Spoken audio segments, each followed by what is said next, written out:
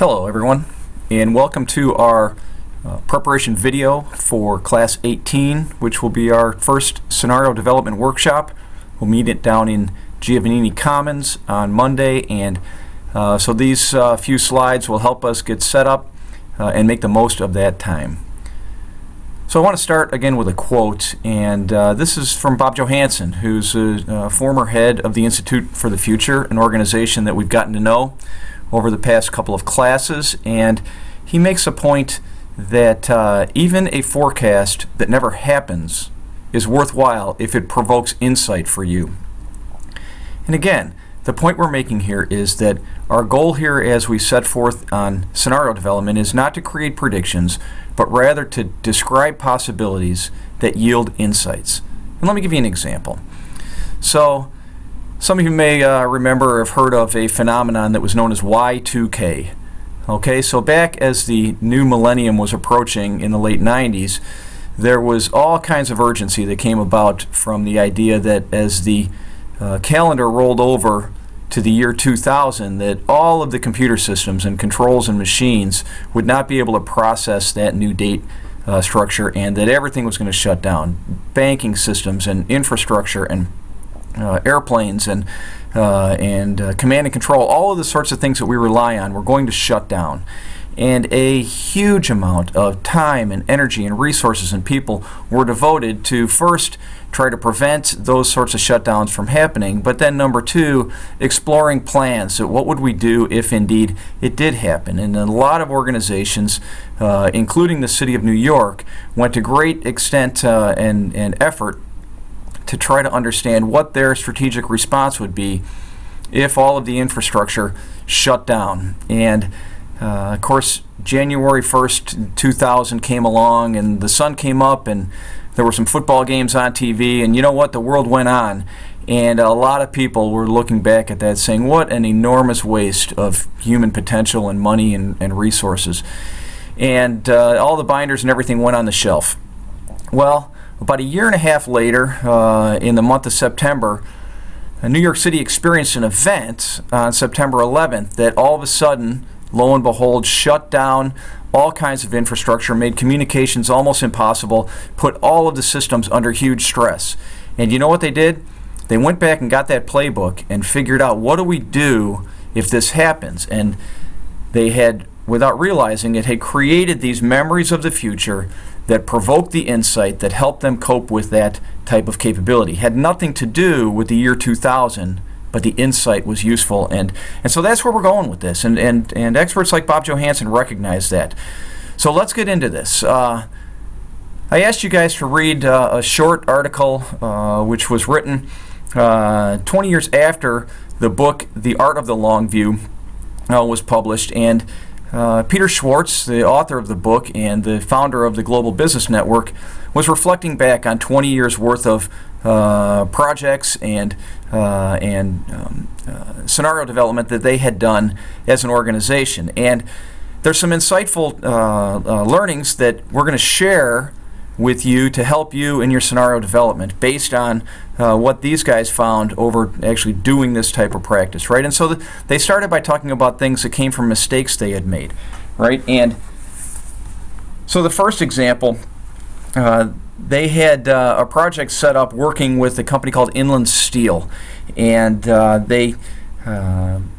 Peter Schwartz was meeting for dinner the night before the big meeting, and they were having dinner. He was having dinner with the CEO of Inland Steel, a guy by the name of Bob Darnall, and lo and behold, on the TV in the restaurant, they heard that there was this huge uproar that Iraq was on the verge of invading the country of Kuwait, and that was the big news story. And so the client looked over at Peter Schwartz and said, hey, you know, what do you think? Should we be worried about this? We're a steel company. We're energy intensive. We rely on global economic development for our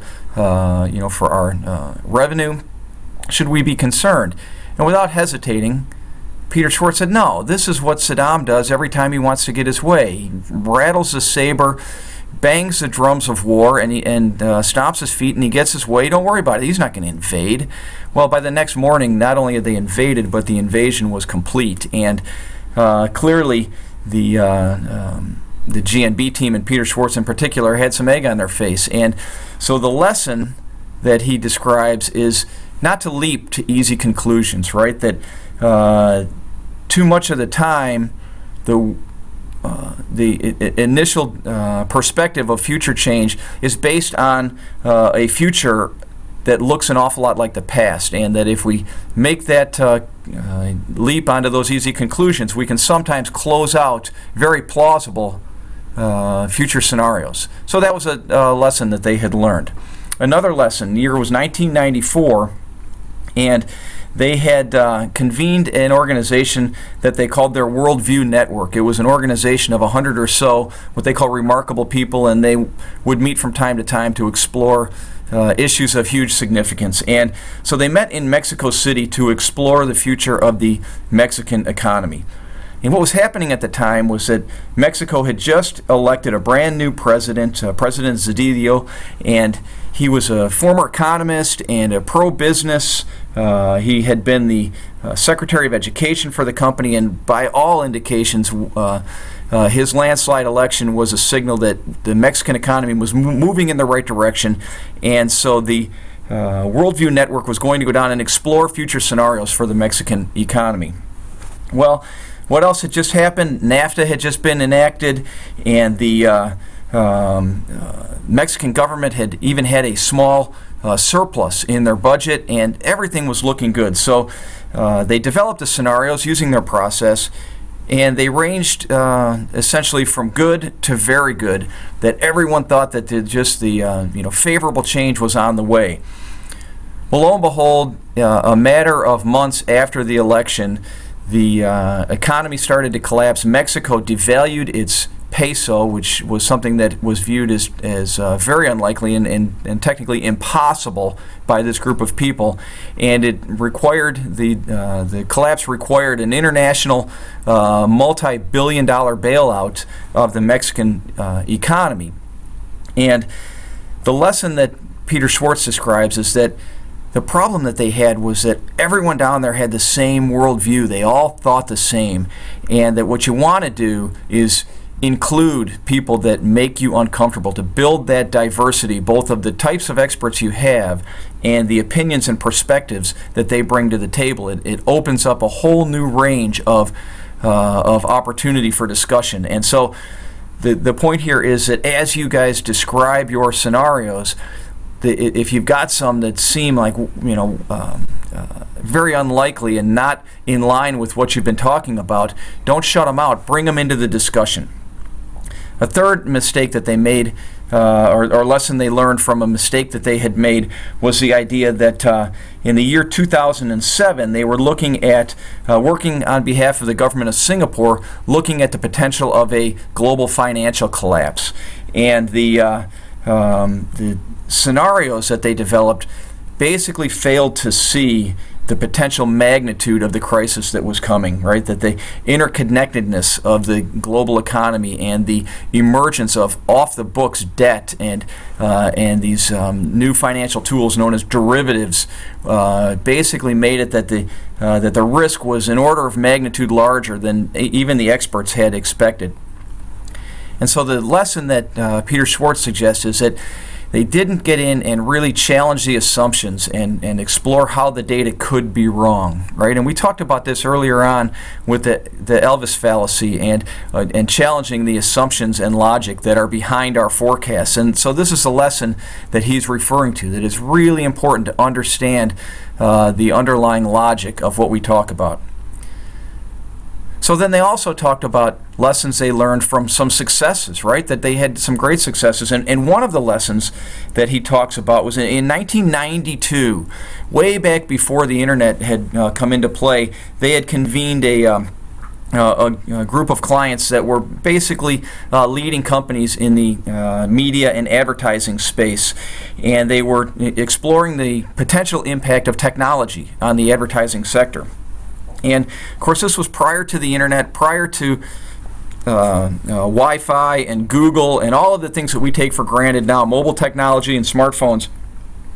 And they developed scenarios around it. And the first three scenarios they developed were essentially in close cognitive proximity of the status quo. They were based on technologies and business models that were already there, and they might evolve in one way or another. But their fourth scenario was this one that was very cognitively distant. It was way far away from status quo technologies, based on this thing that they called the interconnect, right, which was provided people with high-speed access to all kinds of information, and providers emerged that could deliver that information, all that sort of thing. And so the lesson that they said was that the stretch scenario can be the one that is the most valuable. And so what I want you to do is, as you're developing your scenarios, push towards those limits of plausibility and not make your scenarios anchored to and tethered to the status quo, but come up with some things that are really pretty cognitively distant. So these are the lessons that Peter Schwartz talks about in terms of how to really do a great job in developing scenarios. So here we go. We're getting into scenario development, and by now you should have a pretty good handle on which of the various methods you intend to use, right, inductive or deductive, and that you should have begun to use the frameworks that I provided in the last class. And we're going to work on these frameworks today to really dig deep and create a rich set of disruptions and turbulent change that is going to lead to a range of scenarios. Okay, and so the considerations I want you to bring into play is that, number one, I want you to build your scenarios on top of the work that you've already done. Go back and get your force field assessment and your trend analysis strategy and build forward from them, as opposed to starting from a blank page. Okay? I want you to bring into play not that these things could happen, but why did they happen, right? The understanding that which stakeholders leverage their influence to make it happen. And the question of, have you uncovered the hard truths that exist in your topic, like the Shell folks did in their scenarios? Secondly, I want you to clearly define the triggers that make your scenarios distinctive, and create a pathway into each. So they are based on clearly defined uncertainties, not just a hodgepodge of change that is all sort of smudged together. And that as you think your way through, that the relationship between those uncertainties makes sense, that the internal logic holds up.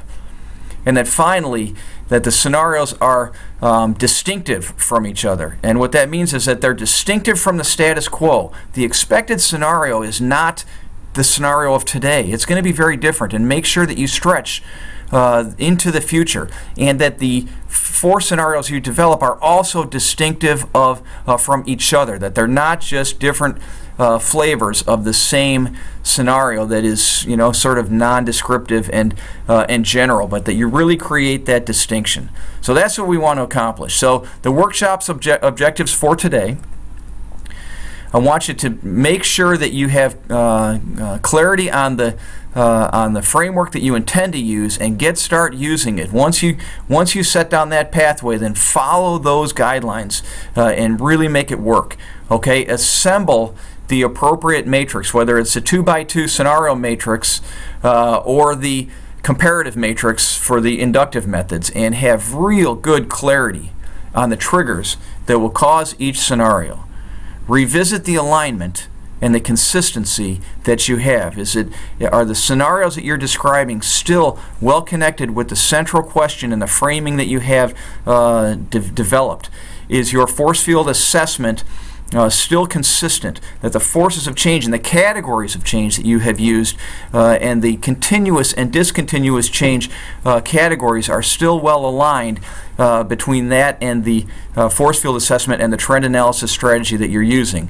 And then finally, we're going to set the stage to do the storytelling and branding that brings these things to life. Now, we're not going to do that in this workshop. That comes in our next workshop on Wednesday, but we want to set the stage.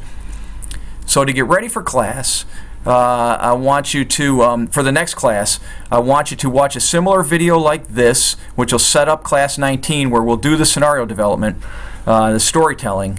I want you to skim the sample reports that I've posted on Sakai, and meet me down in Giovannini Commons. And remember that our foresight forecasts are due on Friday. So have a great day, and we'll see you on Monday.